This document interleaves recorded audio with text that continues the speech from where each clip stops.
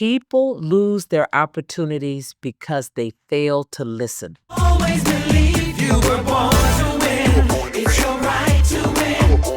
Claim it, frame it, 'cause you were. Congratulations, you have just gotten a new job. I'd like to take you through a few things to make sure that you can do well on that job by pointing out the things that you should not do. Number one, people lose their opportunities because they fail to listen. Listening is one of the most important tools that you will have in your tool chest that will lead you to career success. Failure to listen is something that will put you on your way right out of the door pretty quickly.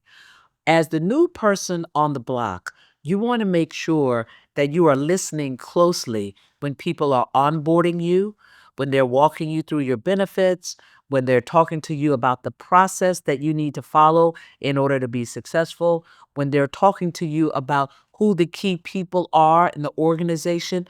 Make sure that you listen very well.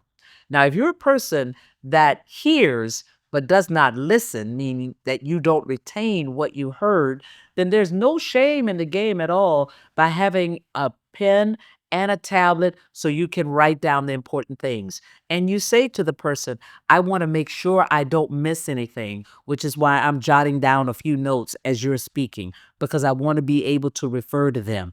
Remember this.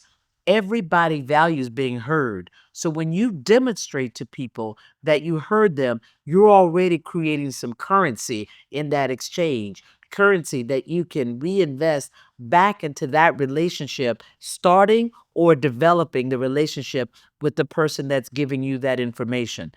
The other thing that you want to do, and it's a very valuable tool that I use, even if I don't have questions about what the person is telling me, they'll say, do you have any questions? And I say, nope, I think I got it.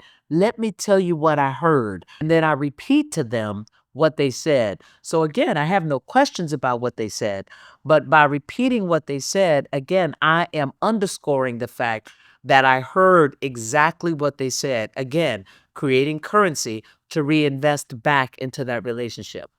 The second thing I want to tell you to avoid is talking too much. My mother used to say to me, Carla, don't overload your mouth.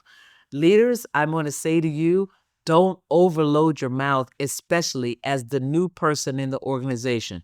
It is not essential that you tell everybody everything about you or about your point of view. I think it should be done this way. Whenever I'm doing something, I do it this way.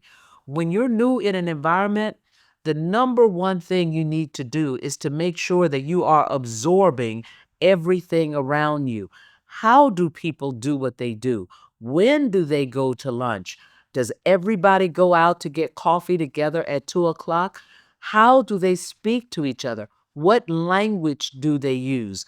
In almost every organization, there's a common word or two that everybody uses. I remember a few years ago, all the leaders in my organization used to use the word pivot. We need to pivot on the strategy. We need to pivot on that activity. We need to pivot on how we are approaching that particular client. So listen closely to the language that is used in your organization, because the quickest way to show that you're a part of the culture and that you've been there for a while, even though you might have started 2 weeks ago, is to start using the language that you are hearing in the environment. Again, that means you must listen and not speak too much. Yes, it is important that the organization hears your voice, but the more you're talking, the more you're not listening.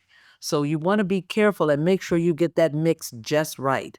The third thing that I'm going to tell you to avoid, many people start their new job saying, I'm going to put my head down and make sure I can get my work and that they'll see that I'm really good. But do not do that to the exclusion of building relationships. You want to be intentional about building relationships very early on, because that time is going to go quickly.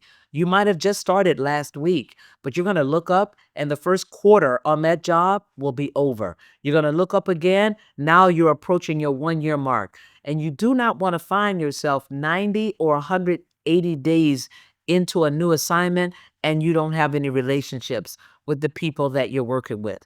One of the easiest ways to start building these relationships is to make sure that you get in before everybody else does. So that when they come in, they now have to say, "Hey, Judy, good morning." Or, "Hey, Tim, nice to see you." Or, "Marcy, how was the weekend?" In a perfect world, you want the person coming in to start the conversation. And if they don't, then you say, "Hey, happy Monday. How you doing?" And start the conversation because you want to start to engage and build the network as the new boy or the new girl in that organization.